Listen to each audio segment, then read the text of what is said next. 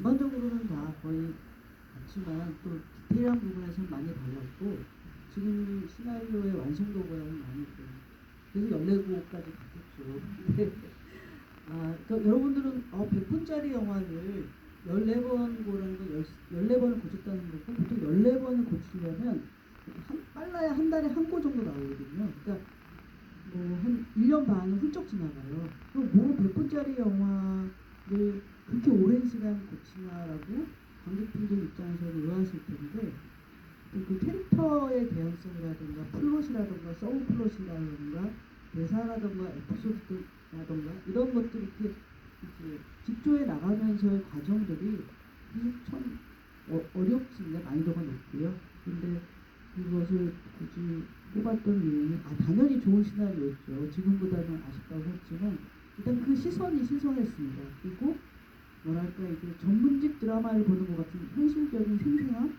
이런 것들이 이미 초고에도 있었고 그래서 얘기 들어보니까 자신의 경험에서 출발한 이야기라는 얘기가 반가웠습니다. 제작자로서는 대부분 신인 감독들 장편 데뷔작은 거의 대부분 자기의 경험을 가지고 영화를 하는 게 굉장히 많습니다. 그리고 이제 그것이 좀 평가를 받고 성공하면 그 다음에 이제 다른 얘기를 하는데 일단 30년 가까이 30년 넘게 자기가 고민하고 경험하고 그리고 그것을 세상과 얘기하고 싶은 그런 이야기들을 대부분 장편 데뷔작으로 하게 되는데 이 헤아리 같은 경우에는 박홍준 감독이 당연히 자신의 이야기를 생생하게 영화로 만들고 싶은 어떤 연출적 의지, 소망 이런 것들이 이제 제대로 와 닿았기 때문에 그래서 뽑고 또 하게 되었습니다. 보시면서 제일 깜짝이야 뭐라고 하시면 처음에 한 2020년부터 시나리오 수정 작업들만 했는데 그때 코로나 시기잖아요. 그때 정말 그냥 밖에 나가지도 않고 우리 방에 기숙사가 되게 기숙사에 슬리퍼 신고 왔다 갔다 하고 주말에는 몇분한테 영화를 한 번 보고 그리고 기숙사에 올라가서 시나리오 작업하고 그런 식으로 1년 정도 방에만 저렇게 거의 주물밖에 잘 안 나갔어요. 그래서 하루에 한 100번 찍히고 있었는데 그런데 그때 1년 동안 대충 한 9고 정도 됐었거든요. 거의 2-4고 약간 그때 이제 막 그때는 초고에서 시작해서 초고가 지금 생각해도 분량 아마 그걸 그대로 영화 찍으면 한 4시간 정도 됐거든요. 분량이 굉장히 조금 지루했겠죠. 그런데 이제 그걸 막 줄여 나가기도 하면서 굉장히 많이 힘들어왔어요. 아예 캐릭터 설정 자체를 바꿔보기도 하고 주인공이 그룹 본사에 있는 인물이고 막 제이랑 따로 살고 뭐 이런 식으로 되게 모든 인물들 다 힘들어 갔었던 것 같은데 그러고 나서 다시 초보로 돌아왔어요. 다시 초보로 돌아가 그때가 그러다 보니까 이렇게 막 모든 것이 힘들다 보니까 이 시나리오 팀을 처음 하려고 했던 말 자체가 좀 힘들었던 것 같아요. 저는 원래부터 이 회사에서 해야 할 일을 하면서 바깥 사람과 어떤 시민으로서 해야 할 일을 고민하고 이 두 개가 되게 부딪혀가는 이야기라고 생각했었는데 이것 자체가 좀 힘들었던 것 같고 그러면 그 초보로 돌아갔을 때가 좀 많이 놀라움했던 것 같아요. 그러면서 그때부터는 이 초보의 것을 크게 흔들지 않으면서 그냥 이게 한 편의 영화가 될 수 있게 저희가 찍을 수 있어야 되니까 그런 것들이 위해서 압축해 나가고 불필요한 부분을 삭제해 나가는 그런 과정이었던 것 같습니다.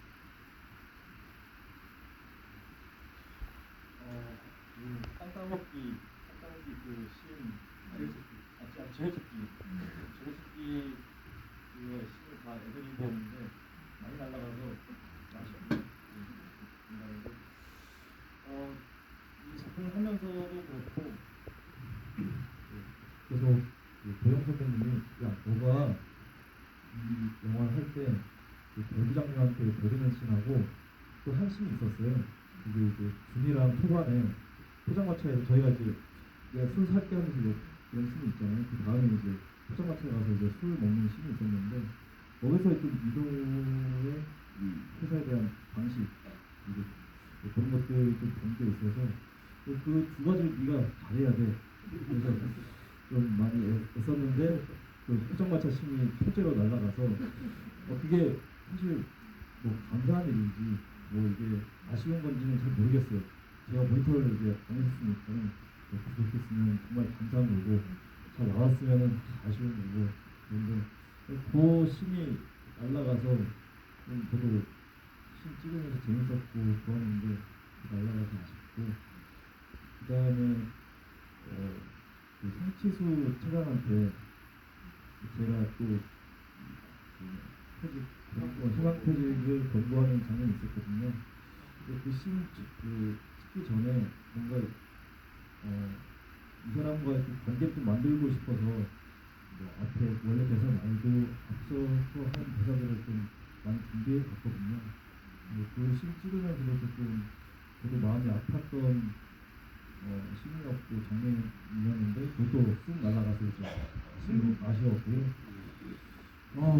그다음에 마지막으로 아니야 아니 다 아쉽고 한데 이게 전 이건 이 질문과 별개로 그 콧물이 튀었다 그 대사가 저는 그 이게 안 날라갔는데 이제 옥상에서 담배 피면서 모두 이제 콧물 튀었네 그 대사가 좀 지나고 나서 많이 기억이 되고 그렇습니다.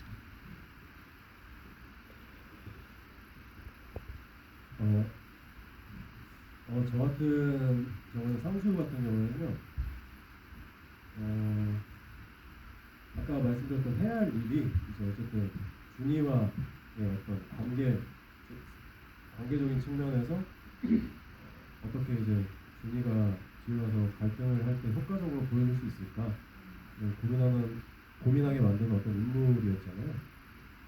이제 그런 어떤 장치적인 그런 인물이라고 저는 생각을 했었어요. 처음에 이렇게 받아봤을 때. 근데 이건 감독님한테도 말씀을 드린 적이 없는 것 같은데 처음 받았을 때 저는 이 상수를 너무 뭔가 안아주고 싶다라고 생각했던 장면이 마지막 엔딩쯤에 이제 상수랑 준이랑 싸우고 나서 시간이 지나고 나서 출근하다 만나요. 네, 출근하다가 딱 그렇게 싸우고 나서 한 번도 안 보다가 이제 출근하다가 계절이 좀 바뀌고 이제 만나는 거예요. 그래가지고 가다가 뭐 더문나 하면서 이제 그런 씬이 있었는데 저는 그 씬이 이거는 배우 김남희로서보다는 상수로서 되게 좀 아쉬웠던 것 같아요. 그러니까 인간 이성수라는 사람이 뭔가 좀 더 보여줄 수 있는 장면이 아니었나라는 생각이 이제 유치하지만 그런 생각이 좀 들어가지고 그 장면이 저는 기억에 나요. 저는 좋아하는 장면이 준이하고 준이가 어머니 만나뵙고 얘기를 하고 집에 돌아오면 이제 제이랑 같이 가서 딸기 먹는 씬 좋아하거든요. 저는 굉장히 취향으로 좋아하는 씬입니다. 그리고 저는 날라갈 씬 이런 것보다는 제가 경연이 나갈 때 그 사무실 안에서 서로 이렇게 얘기하는 장면이 있는데 그 시간이 좀 남으면 안도 살짝 따려고 했었거든요. 감독님한테 시간이 된다면 그래서 우리가 어떤 대사를 할까? 그래서 서로 이제 소소하게 준비한 것들이 있었는데 역시 이제 빛이 바뀌는 느낌으로 시간이 좀 특별하게 느껴지는 것도 하고 감정만 가지고 바꾸고 나오는데 그게 옆으로 살짝만 잡혔으면 좋았을 거 이런 시간만 조금 있으면 잠깐만이라도 어떤 둘의 어떤 끝날 때 뭔가 너무 허무한 몇 마디? 그러니까 그 허무한 몇 마디가 서로 이제 있었거든요. 그래서 그게 좀 나왔으면 그 허무한 몇 마디. 오랫동안 같이 있었는데 그냥 잘가 뭐 이런 느낌 같아요. 뭐 그런 게 하나 있으면 좀 어떤 뭐 이런 생각을 한 적이 있어요. 그런 장면들이 또 편집되고 덕분으로 완성돼서 생활을 제대로 하는 그런 영화가 되지 않았나라는 생각을 합니다. 네, 또 질문.